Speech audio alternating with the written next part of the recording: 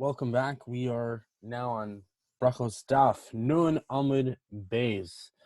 Berakhos 50b at the top. We are 8 lines in from the top. Back in the Mishnah, the Gemara is quoting from the Mishnah. Shtei chavuros v'chulei. 2 groups. So let's look in the Mishnah and see the entire context of what the Gemara is about to quote. Shtei chavuros shehayu ochlos b'bayis echad. If 2 groups of people are eating in a single house.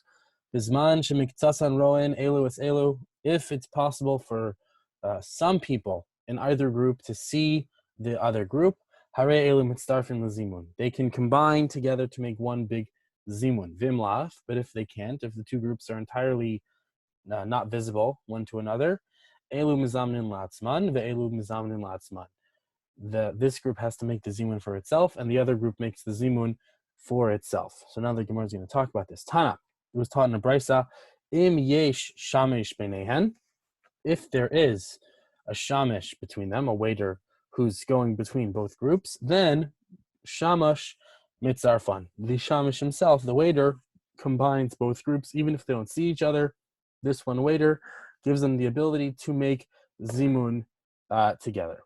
This could be relevant in a bar mitzvah, in a big hall where there are multiple people or multiple groups.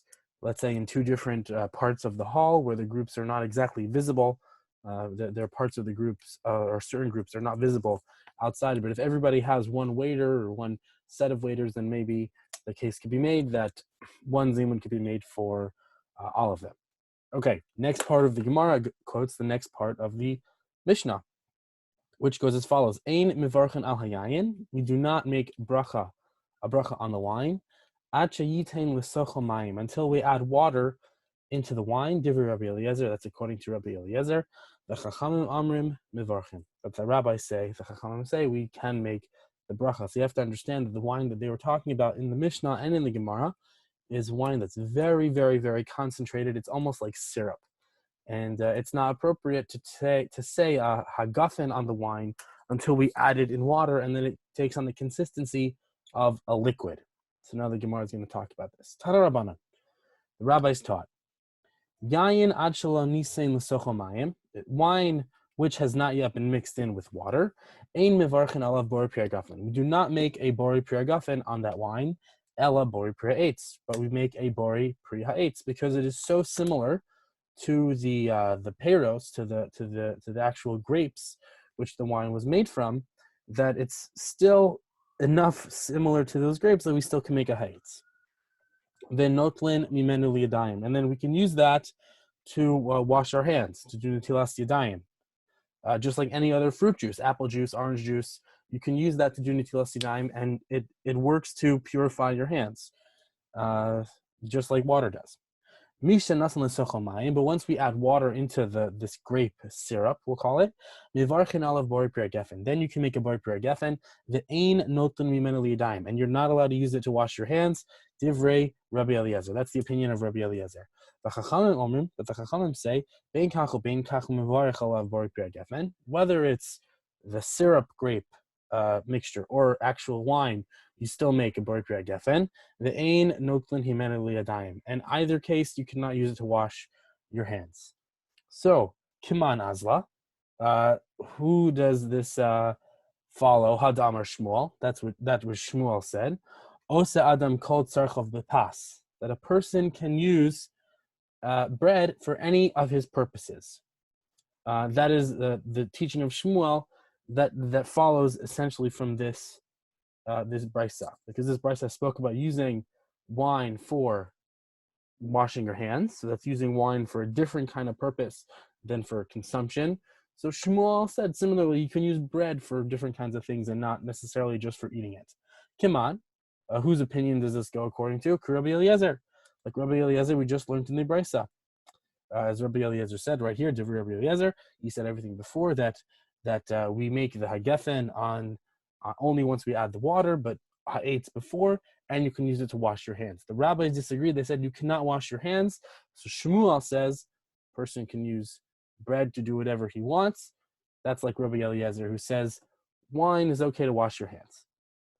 Amar Rabbi Yossi bar Chanina. Rabbi Yossi bar Chanina says, Modim Chachamim Rabbi Eliezer. The rabbis agreed to Rabbi Eliezer because shel bracha, regarding a kos shel bracha, a wine used for not kiddush but for making a zimun for a birkas hamazon.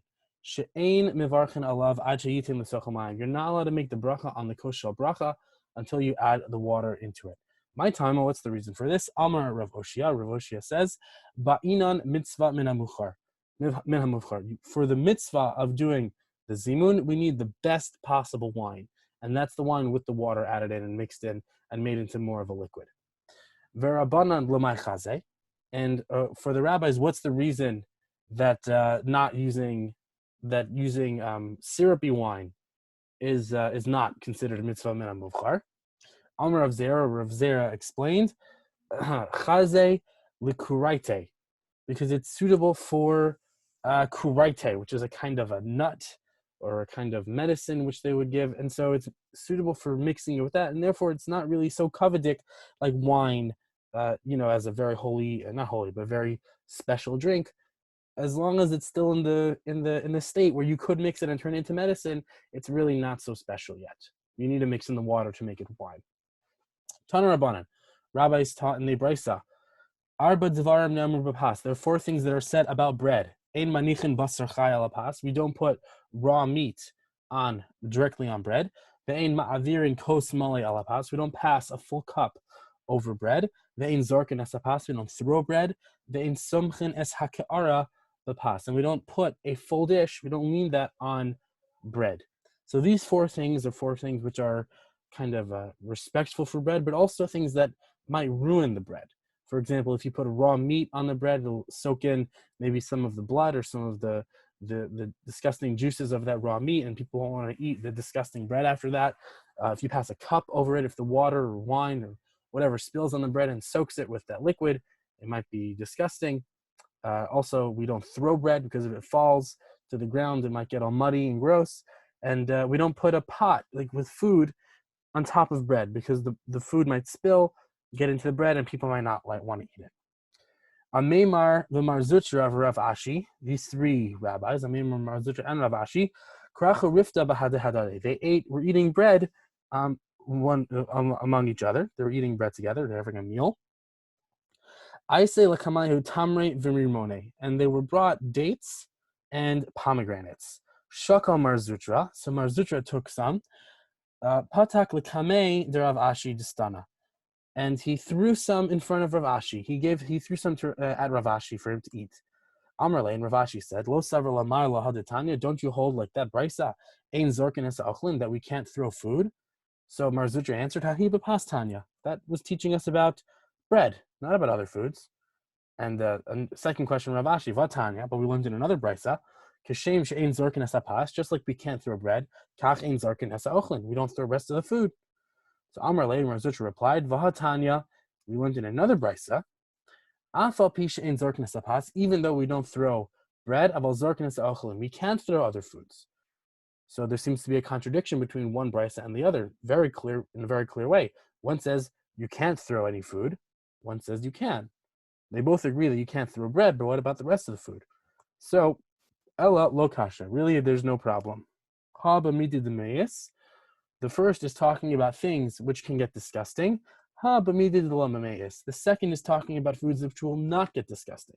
So as long as the food wouldn't get disgusting if it fell on the floor, let's say, or fell into something, then it is acceptable and okay to throw it. But if it would get disgusting, then you cannot throw it. This finds halachic expression in the Rambam, and very similar to what the Gemara said right here. This is what Rambam says. Ein manichin basar chai ala pas. We do not put raw meat on bread. Ve'ein ma'avirin kos mali ala pas. We don't pass a full cup over bread. Ve'ein somchen es haka'ara b'pas. We don't lean a bowl, full dish on bread. Ve'ein zorken es pas. We don't throw bread. V'lo es hachatichos, and not cuts of meat. V'lo es ha'achlin, and not any other food. She'ein lahem klipin, which don't have shells. Kigon tutim va'anavim. Like strawberries, like figs, like dates, because these foods can get disgusting. But we're allowed to pour wine in certain pipes, in wedding at big weddings. bimos hachama, and we're allowed to throw these shells and these nuts before the bride and groom during the summer months, avalo bimos hageshamim, but not during the winter months, because these will get disgusting. So he's talking about different uses for wine, which is not necessarily related to consumption. And we don't wash our hands with wine, whether it's made wine or wine in the process of being prepared. And similarly, we don't destroy any other kind of food or drink with a destructive kind of behavior. We really want to respect food and use food for the proper purpose, not just to destroy it, and be destructive in the way we treat food. So onward in the Gemara. Tana Rabbanan, the rabbis taught, Mamshichin yain v'tzinoros l'fnei chasen l'fnei kala. We can pour wine in those pipes before the chasen and the kala, the bride and groom, just as the Rambam said. V'zorkin l'fnei kilayos v'agozim bimos hachama. And we can throw like these the nuts and grains in front of them during the summer months, avalo bimos hagishamim, but not during the winter months. Avalo gluskaos, but we cannot throw gluskaos, which are kind of baked goods. Lo bimos hachama, v'lo bimos hagishamim, not during the winter or the summer months, because those things, if they fall on the floor, they can really get disgusting. So that seems to be the general klal, that we do not want to throw things in front of people, even for simcha, if they can get disgusting. Amar Rav Yehuda. Rav Yehuda says, Shachach lehichnis ochlim letoch piv below bracha. If someone forgot and put food in his mouth without saying a bracha, lo aleinu, should never happen. You should always remember to make the bracha. But if someone did that, what should he do? Misalkal etzad achad umavarach. He should move the food to one side of his mouth and make a bracha. So, Tanya chada bolan. There was one brisa which said you should swallow, then make a bracha. V'tanya idach poltan. Another brisa said you should spit out the food and then make a bracha. V'tanya idach misalkan. And another brisa said you should push it to one side of your mouth and then make a bracha. So what should we do? Should we swallow? Should we spit it out? Or should we move it to one side, keep it in the mouth, and then make a bracha? Lo kasha. Not a problem. All these three can be explained in their context. Haditanya bolan. The one that says that you should swallow the food, the mashkin, that's referring to drinks, where it's really hard to put it to one side of your mouth, and it's kind of gross to spit the drink out of your mouth and then make a bracha and re-swallow it. That's really disgusting. So instead, okay, fine. In that case, you swallow and then make a bracha. V'haditanya poltan, and the brisa that said you spit it out, there it's b'midi de lo b'memeis. It's for something that won't be disgusting after you do it. A person can take it out of his mouth, say the bracha, and then take it back in. I guess like if he took and had a whole peanut in his mouth, it's not so disgusting to take the peanut out and then make the bracha and then put it back in. So that's that example of that. V'haditani masalkan, and regarding the brisa which said you should put the food to the side of your mouth, that's b'midei d'meis. That's something which would get disgusting if you spit it out. I guess like a strawberry. If you're chewing in the middle of a juicy strawberry or take a bite of watermelon, you don't want to spit it out and then put it back in your mouth. That's really gross. So instead, you just move it to the side of your mouth and make a bracha. In the Rambam, same halacha, exactly as it says here. Kol brachos ha'elu, all these brachos, im nistapik lo bahem im berech and lo berech, ein el chozer movarech lo b'tchila v'lo b'sof. If you're not sure if you made a bracha or not on any food, you don't have to go back and make and repeat it.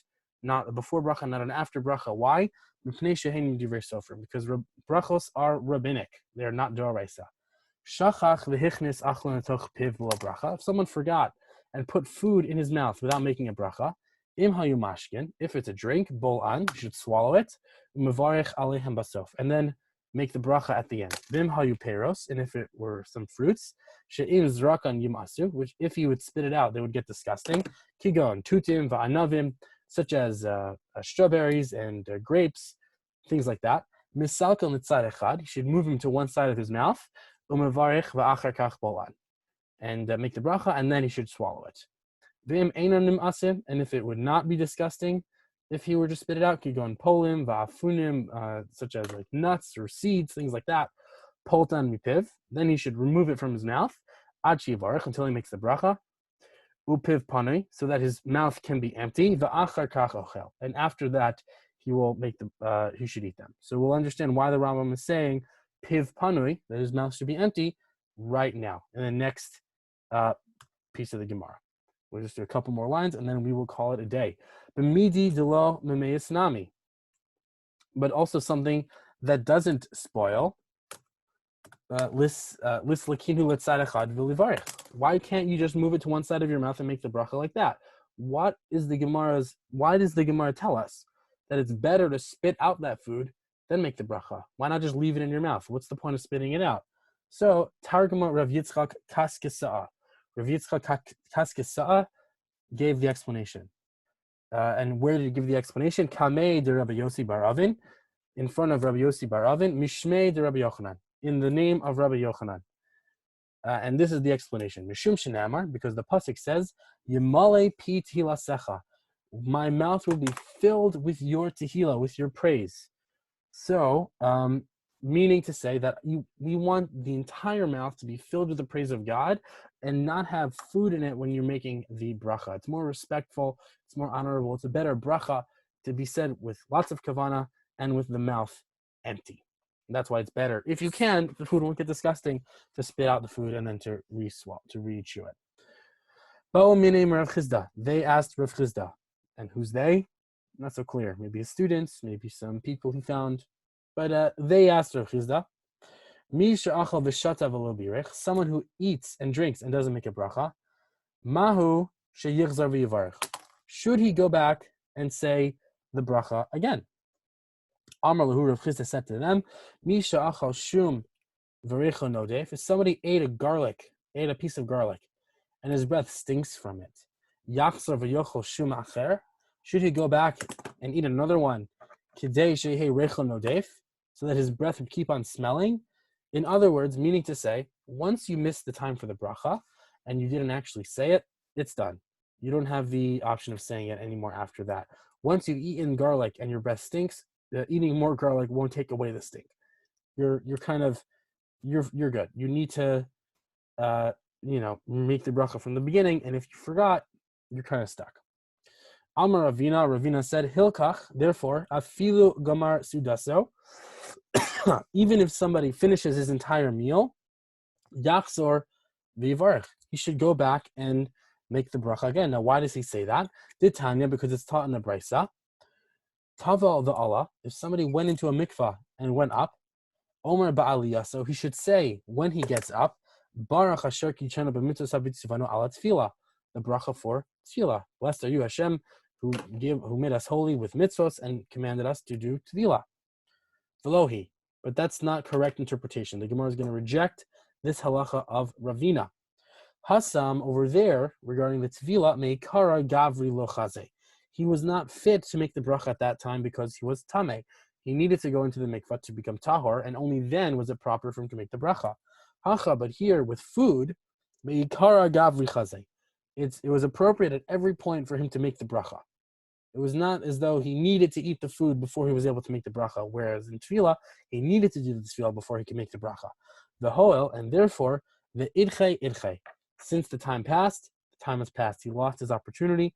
He's not able to do it anymore, and the time for the bracha has gone. So thank you, everybody, for staying this far with me.